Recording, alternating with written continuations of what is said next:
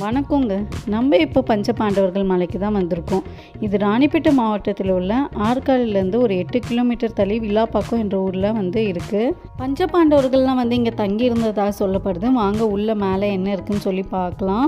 Open பண்ணோடே ஒரு குளம் தான் இருந்தது. ஃபுல்லாக தாமரை குளமாக இருந்தது. போனோடனே பார்த்தீங்கன்னா இப்போ கவர்மெண்ட் என்ன பண்ணியிருக்காங்கன்னா, இதை பாதுகாக்கணும்னு சொல்லிட்டு சுற்றி காம்பவுண்ட் போட்டு கைப்பிடி போட்டு மலை மேலே ஏறுற மாதிரிலாம் பண்ணியிருக்காங்க. ஃபஸ்ட்டு அதெல்லாம் இருக்காது. ஆனால் இதில் என்ன சொல்கிறாங்கன்னா, அங்கே இருந்த ஊர் மக்கள்லாம் உள்ளே தங்கம் இருக்குது, அது எந்த அளவுக்கு உண்மைலாம் நம்மளுக்கு தெரியாது. அதனால் கவர்மெண்ட்டே இதை இனிமேல் பண்ணியிருக்காங்க அப்படிலாம் சொல்கிறாங்க. அது உண்மையாக பொய்யாலான்னு தெரியல. நாங்களும் மலையில் ரொம்ப கஷ்டப்பட்டு ஏறினோம். நாங்கள் வேறு வெயிலில் போயிட்டோங்க. அதனால ரொம்ப கஷ்டமாக இருந்துச்சு. மேலே ஏறி போகும்போது அங்கே ஒரு குகை சின்னதாக இருந்தது. இதுக்குள்ளே தான் பதுங்கி இருந்தாங்க அப்படின்னு சொன்னதுனால நாங்கள் வீடியோ எடுத்தோம். அதுக்குள்ளே போக முடியல, ஏன்னா நிறைய செடிங்கெல்லாம் வளர்ந்துருந்தது. அதனால் எங்களால் உள்ளே போக முடியல. மேலே போகிறதுக்குள்ளே ஒரு வழி ஆகிட்டோம் நாங்கள்.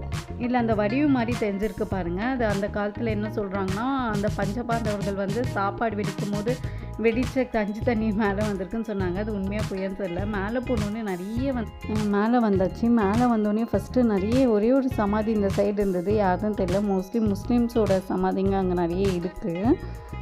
அதோட ஹிஸ்ட்ரிலாம் அங்கே எதுவுமே இல்லை, அதனால் எனக்கு தெரியல. இங்கே தண்ணி ஒரு குளம் மாதிரி இருந்தது. அப்புறம் இந்த சைடு பார்த்திங்கன்னா ஒரு குகை இருந்தது. அதுக்குள்ளே தான் அவங்க வாழ்ந்தாங்க, அந்த காலத்தில் பதுங்கி இருந்தாங்கன்னு சொல்கிறாங்க. இது கீழே இருக்குது பாருங்கள். இங்கே தான் அந்த பஞ்சபாண்டவர்கள் தங்கி இருந்தாங்க அப்படின்னு சொன்னாங்க. அப்படியே இந்த சைடு பார்த்திங்கன்னா இங்கேயும் நிறைய அந்த மாதிரி அவங்க வாழ்ந்த குகைகளாக நிறைய இருந்தது. அப்புறம் முஸ்லீம்ஸ் மேலே ஒரு மசூதி கூட கட்டியிருந்தாங்க. சரி, இதுக்குள்ளே போய் பார்க்கலான்னு சொல்லிட்டு எங்களால் முடிஞ்ச அளவுக்கு போனோம். அதுக்கு மேலே போக முடியல.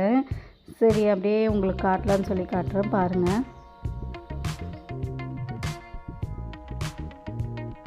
இந்த சைடு திரும்பி பார்த்தா ஒரு 5-6 சமாதிகள் இருந்தது. சரி, மதியானம் வேறு போயிட்டுருக்கோமேன்னு சொல்லிட்டு இப்படி வந்துட்டோம்.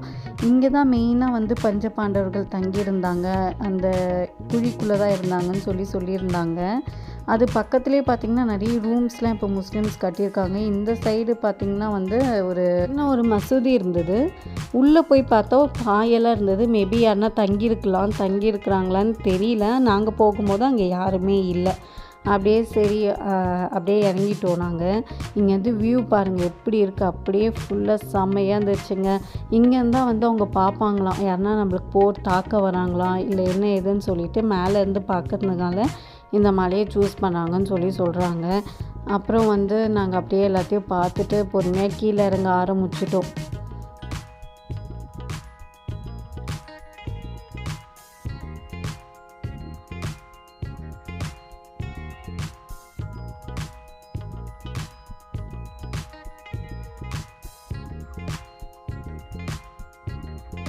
சரியான வெயிலுங்க. சரி, கிளம்பலான்னு கிளம்பியாச்சு. கீழே இறங்கி போகலான்னு சொல்லிட்டு கொஞ்சம் பார்த்து தான் போனோம். ஏன்னா ஸ்டெப்ஸ்லாம் ரொம்ப குட்டி குட்டியாக இருக்கிறதுனால பார்த்து தான் போனோம். டக்குன்னு ஸ்லிப் ஆக்கி விட்டுருது.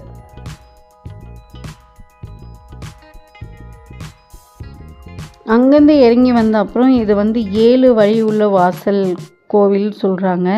சரி, இங்கே போகலான்னு சொல்லிட்டு வந்துட்டுருந்தோம். இப்போ கவர்மெண்ட் இது ப்ராப்பராக ஒரு ரோடு மாதிரி போட்டு நல்லா பண்ணி வச்சுருக்காங்க. கிட்ட போக போக நல்லாவே இருந்தது. கிட்ட போய் பார்த்திங்கன்னா இது மலையிலே செதுக்கியிருக்காங்க. கரெக்டாக 7 இருக்குது பாருங்கள். இது சில பேர் என்ன சொல்கிறாங்கன்னா, பஞ்சபாண்டவர்கள் வாழ்ந்த காலத்தில் அவங்க பண்ணாங்கன்றாங்க. சில பேர் அவங்க வாழ்ந்த ஒரு அடையாளத்தை கோவிலாக வச்சுருக்காங்க அப்படின்னு சொல்கிறாங்க.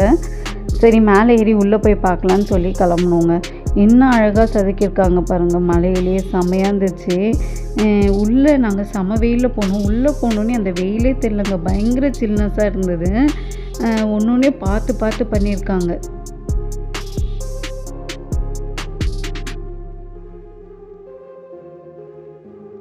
அந்த காலத்துலேயே நல்ல தூண்கள்லாம் வச்சு என்ன அழகாக அந்த ஷேப் கூட மாறலைங்க.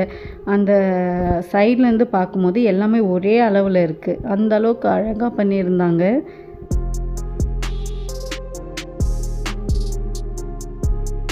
பார்த்தாலே உங்களுக்கு தெரியும் பாருங்கள், அந்த ஷேப் கூட மாறி இருக்காது. என்ன அழகாக அவங்க பண்ணியிருக்காங்கன்னு சொல்லிட்டு இந்த சைடு போய் பார்த்தாலும் அந்த மேலே இருக்கிறத அந்த தெரியுதுங்களா, அந்த அளவுக்கு அழகாக செதுக்கியிருக்காங்க. சரி, இதெல்லாம் பார்த்துட்டு நாங்களும் சரி கிளம்பிட்டோங்க. கிளம்பி வெளியே வரும்போது எப்போவுமே பாய் கடை ஒன்று இருக்கும், அங்கே போய் ஜூஸ் குடிச்சிட்டு தாங்க போவோம்.